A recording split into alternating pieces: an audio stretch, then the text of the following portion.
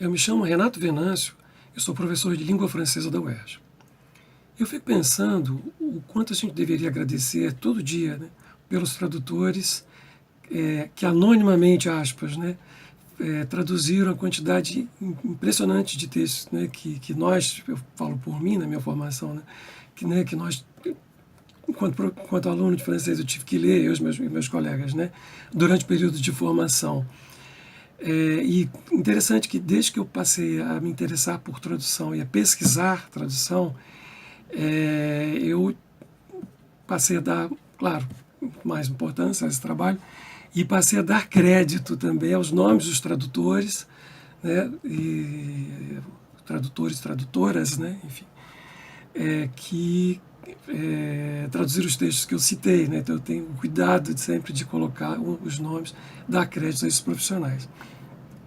Então, por que traduzir, não uma tentativa de responder para tornar acessíveis textos escritos em línguas que nós não dominamos, então, obviamente que são a maioria dos textos que a gente vai ler durante a nossa formação.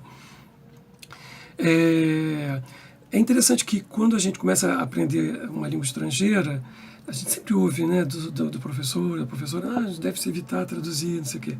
É verdade que no início atrapalha muito, mas com o tempo, eu acho que a tradução pode ser até um procedimento interessante, um procedimento pedagógico defendido, né, por vários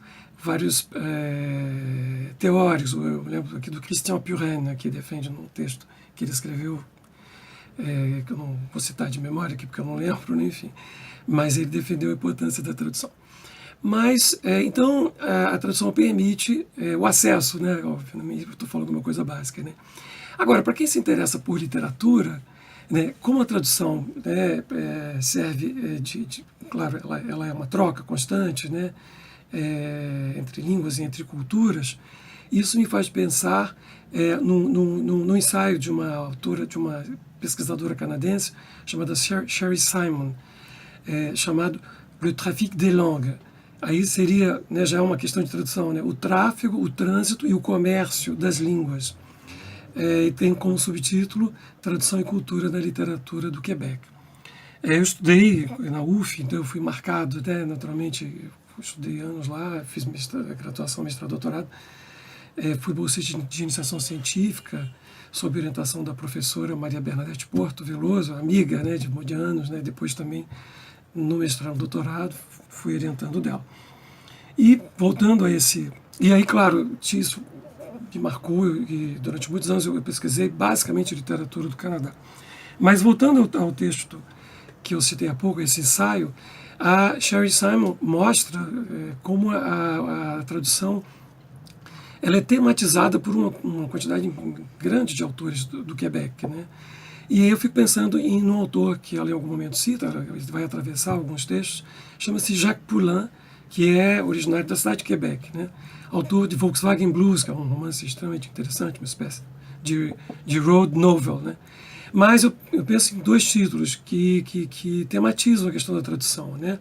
Um deles é Les Grandes Marées, que é a história de um tradutor de história em quadrinhos, que é um romance até que termina de forma muito sombria, diferentemente de uma quantidade grande de textos dele, que ele tem uma literatura que eu diria que é mais solar, né, do que sombria.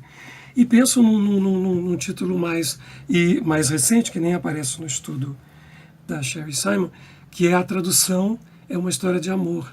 La traduction est une histoire d'amour, que faz pensar, no meu caso, que o aprendizado de uma língua também pode ser uma história de amor, né?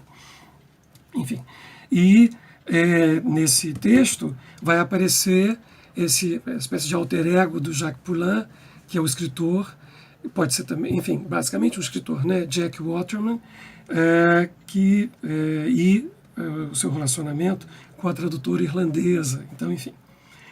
E eu fico pensando, voltando ao que eu falei no início, né, como a tradução atravessa as nossas vidas, né? E muito do que muito do conhecimento que a gente construiu está impregnado de textos traduzidos. Mais recentemente, eu li um tratado filosófico de Cícero, né, que é político, foi político, né, e o orador romano, que escreveu um tratado filosófico chamado A Amizade, ou Da Amizade, o Lélio, né, que também é outro nome, que é o nome do personagem, que foi um personagem histórico que ele coloca, né, sob a forma de diálogos, né, o Cícero escreveu em 40, perto da 43 a.C. foi a data da morte, ele escreveu um pouco antes, né, de morrer. Então, nesse diálogo, Lélio, que é uma espécie de intelectual, né, vamos dizer assim, romano, ele conversa com dois genros, Fânio e Sévola, sobre um grande amigo que ele acabou de perder. Né? Lélio acabou de perder esse amigo, que é Ciprião Africano. E então, claro, é um texto que vai discorrer em torno da ideia de amizade, enfim. Né? E sob uma perspectiva estoica, né? Enfim. E eu anotei na folha de rosto um trechinho que me chamou a atenção, que eu traduzo para vocês. É na adversidade que se reconhece um verdadeiro amigo. E eu me dei conta que, bom, claro, isso aqui foi uma das coisas que me chamou a atenção no livro, que tem várias coisas interessantíssimas, naturalmente. Mas eu me dei conta do quanto a gente já ouviu isso, né, na boca de várias pessoas, né? Por exemplo, a gente só conhece o amigo nos momentos difíceis, né? Enfim. E como a gente está impregnado de saberes, de ideias que foram traduzidos, no caso, por um autor importante, né? Um orador extremamente importante. E, no caso, um texto como esse, a gente sabe, né, que um clássico, como outros clássicos da literatura, precisam ser retraduzidos periodicamente. Né? Então, enfim,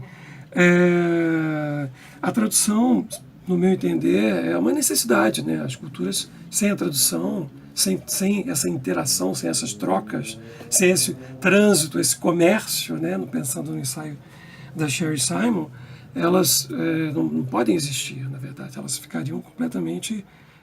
no meu entender, seria algo extremamente perigoso, deletério para as culturas. Então, eu espero ter mais ou menos respondido à pergunta que foi feita pela professora Alice Antunes. Muito obrigado.